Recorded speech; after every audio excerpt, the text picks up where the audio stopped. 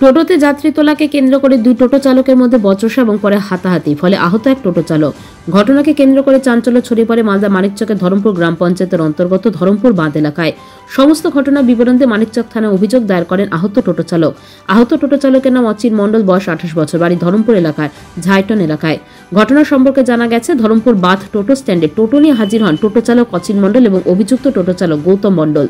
অচিন মণ্ডল প্রথমে টোটো নিয়ে টোটো স্ট্যান্ডে হাজির হন। অভিযোগ, ঘণ্টাখানেক পর টোটো নিয়ে হাজির হন গৌতম মণ্ডল। টোটো স্ট্যান্ডের কোনো নিয়ম তোয়াক্কা না করে জোরপূর্বকভাবে যাত্রী তুলতে শুরু করে গৌতম।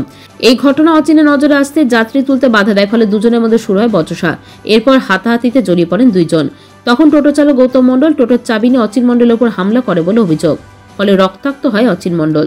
পুরো ঘটনা স্থানীয়দের নজরে আসতে রক্তাক্ত অবস্থায় উদ্ধার করে প্রথম মানিকচক গ্রামীণ হাসপাতালে নিয়ে যায়। পরে মানিকচক থানায় লিখিত অভিযোগ দায়ের করেন অচিন মণ্ডল। অভিযুক্ত গৌতম মণ্ডলের শাস্তি দাবি তোলেন তিনি। অন্যদিকে পুরো ঘটনা তদন্ত শুরু করেছে মানিকচক থানার পুলিশ। আমি ট্রেনে ছিলাম, আমার ট্রেনের হলো বাইরে থেকে 3 মাস্টারে আমাদের মীমাংসা করা আছে যে ট্রেনের বাইরে থেকে যে প্যাসেঞ্জার কেউ যদি লিয়ে আসে তো তোমরা ওকে ধরবা। ট্রেন মাস্টার দিয়ে আমাকে এটা করা আছে, তো ওই জন্য আমি ওকে ধরেছিলাম। ওই প্যাসেঞ্জার উঠিয়ে নিয়ে চলে আসতে। কি নাম ছিল তার? কি নাম? ওর নাম ছিল যে গৌতম মণ্ডল।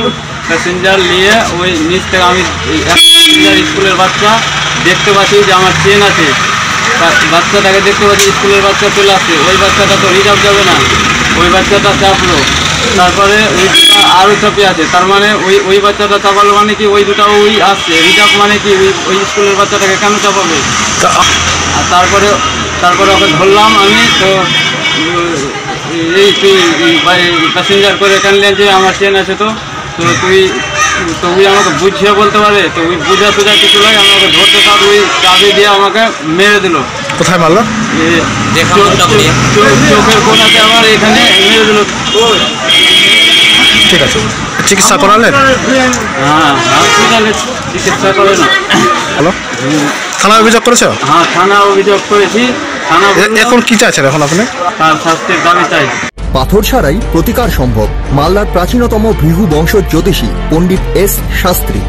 দাম্পত্য সমস্যা, বিবাহে বাধা, ব্যবসায় অবনতি, পরীক্ষায় অকৃতকার্যতা, ভাগ্য গণনা, গোষ্ঠী বিচার, ঠিকুচি গোষ্ঠী এবং মৃত্যু ছাড়া সকল সমস্যার সমাধানের জন্য যোগাযোগ করুন জগদম্বা জ্যোতিষ কেন্দ্র, বিবেকানন্দ স্কুলের পাশে, মালদা।